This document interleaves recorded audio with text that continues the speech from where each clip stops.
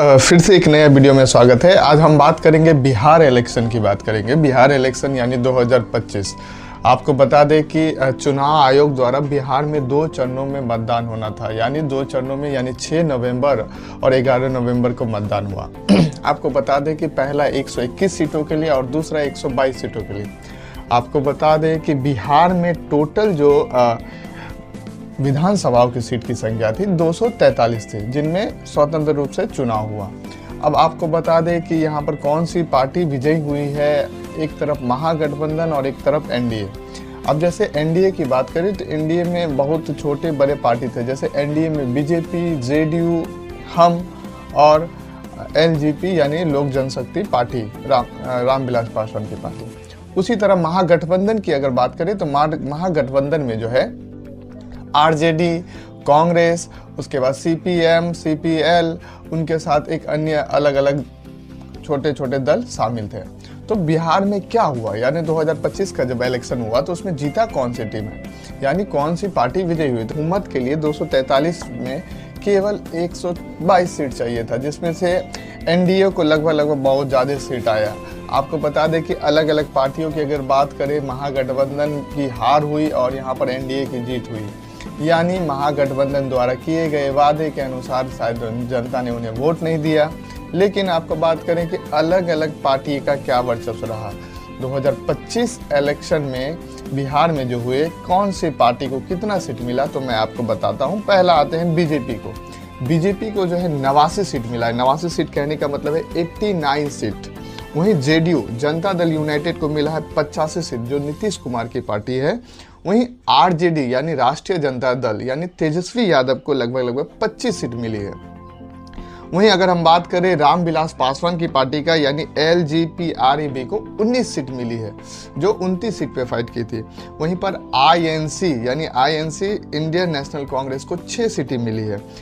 अब एक देखिए एआईएमआईएम यानी एआईएमआईएम को 5 सीटें मिली है, जो सीमांचल में काफ़ी महत्वपूर्ण भूमिका निभाया इसने। हम यानी हिंदुस्तान अवाम मोर्चा सेकुलर यानी जीतन राम मांझी की पार्टी को 5 सीटें मिले हैं। वहीं अदर्स कोई अपने बल पे जीते हैं, अदर्स मतलब 9 सीटें अदर्स को मिले हैं। तो ये रहा बिहार का सीट। तो आपको बता दें कि 2020 में जो इलेक्शन हुआ था, जिसमें सबसे बड़ी पार्टी यानी सिंगल लार्जेस्ट पार्टी में आरजेडी की थी। आरजेडी सबसे बड़ी पार्टी थी और 2025 के इलेक्शन में सबसे बड़ी पार्टी बन के उभरी है बीजेपी यानी भारतीय जनता पार्टी, जिसको 89 सीट मिली यानी 89 सीट। अब हम आगे बात करते हैं कि 243 सीटों में अलग अलग तरह का मुद्दा रहा। अब वोट परसेंटेज की बात करें, पार्टी वाइज वोट सेल, यानी बहुत सारे पार्टी आपने देखा कि आम आदमी पार्टी भी उठे थे, जन स्वराज भी उठी थी, साथ साथ एएमआईएम भी उठी थी, जेडीयू भी उठी थी। तो अगर 100% की बात करें तो किनको कितना प्रतिशत वोट मिला, आपको बता दें कि आम आदमी पार्टी को लगभग 0.30% मिला। ऑल इंडिया एआईएफबी को 0.0% वोट मिला। एआईएमआई यानी मीम को लगभग 1.85% मिला। ये महत्वपूर्ण भूमिका वोट रखती है। बीजेपी को 20% वोट मिला और वहीं पर बीएलएसपी को 0.0% मिला। बीएसपी यानी बहुजन समाजवाद पार्टी, इन्होंने भी अच्छा खासा वोट लिया है, 1.62%। वहीं CPI communist party of India को जो है लगभग जो है 0.7% सीट मिला। सीपीआईएम 0.60% सीट मिला। सीपीआईएमएल को 2.84% सीट मिला और कांग्रेस को आईएनसी को लगभग 8.71% सीट मिला। वहीं जेडीयू जो दूसरी बड़ी पार्टी है उसको लगभग 19.25 और एलजेपी को लगभग 4.97% मिला। वहीं पर अलग अलग पार्टी के गठबंधन के कारण अलग अलग वोट का शेयरिंग हुआ और इस तरह से जो है अलग अलग दल का विजय हुआ। आपको बता दें कि आप देख रहे हैं किशनगंज में, तो किशनगंज में कौन सी पार्टी विजयी हुई है, तो ये जानना जरूरी होता है। आपको बता दें कि किशनगंज से जो है अलग अलग विधानसभाओं के क्षेत्र की बात करें, जो पुलिस लाइन केंद्र पे यहाँ गिनती हुआ था, जिनमें से आपको बता दें कि किशनगंज से जीतने वाले विधायक हैं कमरुल हुदा, जो आईएनसी यानी इंडियन नेशनल कांग्रेस पार्टी से। वहीं पर अगर आप बात करें बहादुरगंज विधानसभा से, तो बहादुरगंज विधानसभा से एमआईएम यानी मीम की पार्टी ने जीती पतंग छाप, जिनमें तौसीफ आलम वहाँ पर विजयी हुई है। वहीं बात करें ठाकुरगंज की बात करें तो ठाकुरगंज में जो है जीते हैं गोपाल कुमार अग्रवाल, यानी वो जेडीयू पार्टी से, यानी जनता दल यूनाइटेड से। वहीं अगर हम बात करें कोचाधामन, जिनमें सरवर आलम विधायक पद में जीते हैं, उनमें मुख्य रूप से है सरवर आलम जो एमआईएम पार्टी से बिलोंग करते हैं, संबंध रखते हैं। तो आपको बता दें कि एमआईएम लगभग बिहार में 5 सीटें प्राप्त की है। और अलग अलग क्षेत्रों पे बात करें तो एमआईएम किस किस क्षेत्रों पे इनका पार्टी रहा है, मैं आपको दिखाता हूँ कहाँ से कौन जीते। आपको बताते जोकीहाट से एमआईएम मोहम्मद मुर्शिद आलम वो जीते हैं। बहादुरगंज से मोहम्मद तौसीफ आलम वो जीते हैं एमआईएम से। कोचाधामन से मोहम्मद सरवर आलम वो जीते हैं।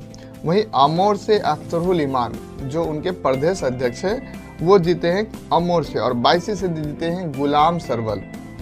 यानी ये जो लगभग 5 एमपी है, 5 एमएलए है जो जीते हैं एमआईएम से। वहीं अगर हम बात करें कांग्रेस की स्थिति और दयनीय है, 6 सीटें जीती है। तो कांग्रेस ने लगभग कौन जगह से सीटें जीते, आपको बता दें कि वाल्मीकि नगर जिनमें जीते हैं सुरेंद्र प्रसाद। उसके बाद चनपटिया विधानसभा से जीते हैं अभिषेक रंजन। उसके साथ फारबिसगंज मनोज विश्वास, फारबिसगंज से यानी सीमांचल वाली सीट में वो जीते हैं मनोज विश्वास कांग्रेस से। वहीं अररिया से अबेदुर रहमान वो जीते हैं कांग्रेस से। वहीं किशनगंज से कमरुल होदा लगभग 12,000 वोट से जीते हैं, 12,794, यानी मान सकते हैं लगभग 13,000 वोटों से कमरुल होदा किशनगंज से जीते हैं। वहीं मनिहारी से जीते हैं मनोहर प्रसाद सिंह, लगभग 15,168 वोटों से जीत मिली है। आपको बता दें कि इलेक्शन कमीशन ने अपनी सारे सीटों की घोषणा कर दिया है। ये मैं वीडियो थोड़ा लेट से बना रहा हूँ कि मैं आपको सटीकता से बता सकूं।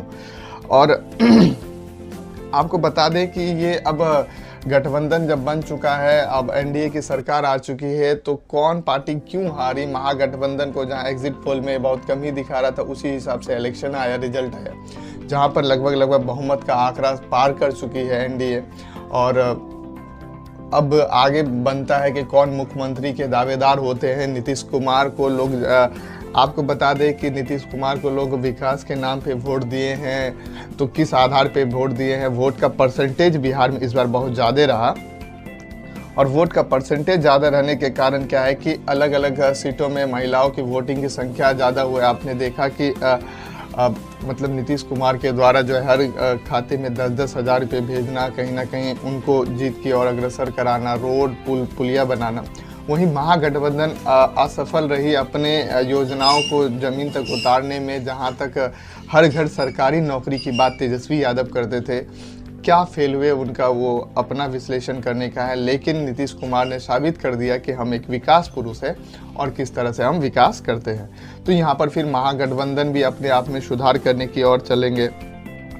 आपको बता दें कि एमआईएम जो है काफ़ी अच्छी उभरी है, जिनमें से तीसरा मोर्चा बनाया था एमआईएम के द्वारा ग्रैंड डेमोक्रेटिक अलायंस, जिनमें एमआईएम, आज़ाद समाज पार्टी और अपना जनता पार्टी जैसे गठबंधन जो उनके साथ लड़ी थी। लेकिन महागठबंधन में ही खींचतानी की वजह से शायद सीट पे प्रभाव नहीं बन पाया, जिसमें मुकेश सहनी को डिप्टी सीएम की बात कही जा रही थी, लेकिन वो काम नहीं कर पाई, जहां पर जनता से जुड़ नहीं पाई। लेकिन आपको बता दें कि बिहार में कास्ट का भी इम्पैक्ट पड़ता है, जहां पर नीतीश कुमार को जो है यहाँ पर जीत काफ़ी मिली है। यहाँ पर हर कास्ट के लोग उनको वोट दिए हैं। साथ साथ आपको बता दें कि महिला वोट बैंक का यूज़ नीतीश कुमार ने काफ़ी अच्छे से यूज़ किया। आप देख रहे होंगे 10 क्लास करने के बाद सरकारी 10,000 की लाभार्थी योजना देना, उसी तरह 50,000 की योजना देना। तो इस तरह की जो है एनडीए का कहीं ना कहीं ये उनका योजना उनका काम आया, लखपति दीदी योजना जैसे। और नीतीश कुमार अपने आप में आप सभी के माने जाते हैं, जिस कारण से उनको दिया गया। अब आपको बता दें कि बहुत सारे एक्टर्स भी हार गए। खेसारी लाल यादव अपनी सीट से हार गए हैं। तो वहीं पर आप सुनते होंगे कि अलग अलग पार्टी पॉलिटिक्स में अलग अलग पार्टी लड़ी और वो हार गए। चुनाव परिणाम क्या हुआ कि लगभग महागठबंधन जो है हार के कगार पे चल गया, जिसमें विपक्ष के लायक भी नहीं छोड़े गए एनडीए के द्वारा। आपको बता दें कि बिहार जो है एक बदलाव की धरती है, और लगभग 25 साल अब हो जाएंगे यानी 20 साल तो नीतीश कुमार पूरा कर लिए हैं। अब आने वाले समय में देखते हैं कि उनको मुख्यमंत्री का दावेदार बनाता है और कौन बनते हैं बिहार के मुख्यमंत्री। एनडीए में अब बातें चल रही होंगी कि किनको बनाए। बीजेपी एक बड़ी पार्टी है, वो चाहेंगे कि मैं अपना रिप्रेजेंटेटिव दूँ, लेकिन आपको बता दूं कि अलग अलग पार्टी यहाँ पर नीतीश कुमार की काम और जनता के भरोसा काम आई। बहुत बहुत धन्यवाद। और आपने वोट किया, कहीं ना कहीं वोट परसेंटेज बढ़ाया। अब बहुत बहुत बधाई। हम चाह रहे हैं कि कोई भी सरकार बने जनता के लिए काम करे और जनता को रोजगार दिलाए, साथ ही अलग अलग बड़े बड़े फैक्ट्रियाँ खोले जिससे लोगों को कामें मिल सके और लोग अपने काम को आगे बढ़ा सके। जनता में फिर से सुशासन की सरकार हो। कहीं ना कहीं जनता अगर वोट की है तो कुछ तो सोच समझ के की होगी, और हम लोग चाह रहे हैं कि जो भी बने और वो विकास पे काम करे, रोड, पुल, पुलिया और शिक्षा का स्तर को आगे बढ़ाए, फैक्ट्री लाए, रोजगार पे केंद्रित हो और विकास पे केंद्रित हो। बहुत बहुत धन्यवाद।